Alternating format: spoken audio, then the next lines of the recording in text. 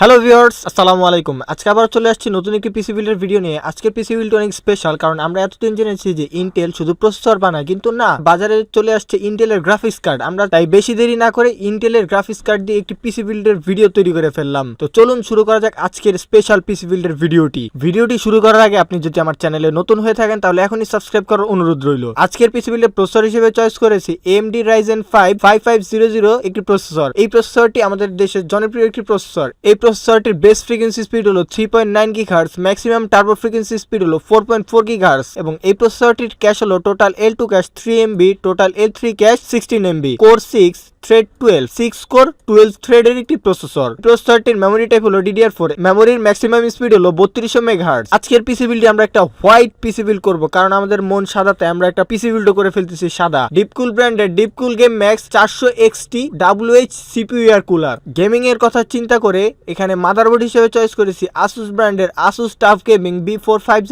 Pro 2 AMD সিরিজের একটি motherboard. এই মাদারবোর্ডটিতে DDR4 এর 4টি RAM স্টিক স্লট রয়েছে। প্রত্যেকটি RAM স্টিক স্লটে 16GB করে টোটাল 64GB পর্যন্ত RAM সাপোর্ট করবে এবং এই মাদারবোর্ডটিতে স্পেশাল একটি ফিচারস হলো এই মাদারবোর্ডটিতে দুটি M.2 স্লট রয়েছে। এছাড়াও PCI 16 3.0 দুটি স্লট রয়েছে। এছাড়াও মাদারবোর্ডটিতে বেশ ভালো মানের হিটসিঙ্ক ব্যবহার করা হয়েছে চিপে। এছাড়া আরো অনেক ফিচারস রয়েছে মাদারবোর্ডটিতে। যদি একসাথে সব বলতে যাই তাহলে ভিডিওটি অনেক লং হয়ে যায়। আপনারা চাইলে ভিডিওটি পুশ করে একটু দেখে নিতে পারেন সব ফিচারস গুলো। ভিডিওটি পুশ করতে গিয়ে আবার হারিয়ে যান না আপনারা। নেক্সট ভিডিও আরো বাকি আছে, তাই আমিও আজকে পিসি বিল্ডের জন্য চয়েস করেছি Corsair এর Corsair Vengeance LPX 8GB 3200 MHz এর দুটি RAM স্টিক।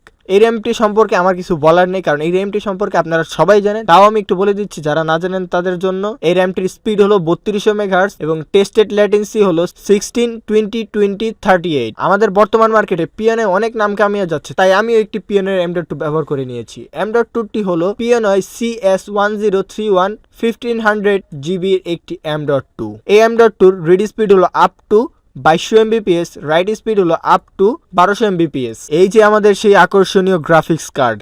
এই গ্রাফিক্স কার্ডটি হলো ASRock ব্র্যান্ডের ASRock Intel ARC 380 Challenger ITX 6GB OC GDDR6 graphics card. এই গ্রাফিক্স কার্ডটিতে ইন্টেলের চিপসেট রয়েছে। এই গ্রাফিক্স কার্ডের GPU ক্লক স্পিড হলো 2250 মেগাহার্টজ এবং মেমোরি ক্লক হলো 15.5 Gbps। এই গ্রাফিক্স কার্ডটিতে পাওয়ার দেওয়ার জন্য আমাদের একটি খুবই পাওয়ারফুল একটি পাওয়ার সাপ্লাই প্রয়োজন। তাই আমি আজকে এখানে MSI ব্র্যান্ডের MSI MAG A550 BN550 ওয়াটের একটি 18+ ব্রোঞ্জ সার্টিফাইড পাওয়ার সাপ্লাই নিয়েছি। যেহেতু বলেছি আমার মনটি সাদা, তাই আমি আজকের পিসি বিল্ডটিও করতেছি সাদা। তাই আমি এখানে একটি হোয়াইট কেসিং নিয়েছি Montech ব্র্যান্ডের Montech AR100 LITE white Micro-ATX একটি কেসিং।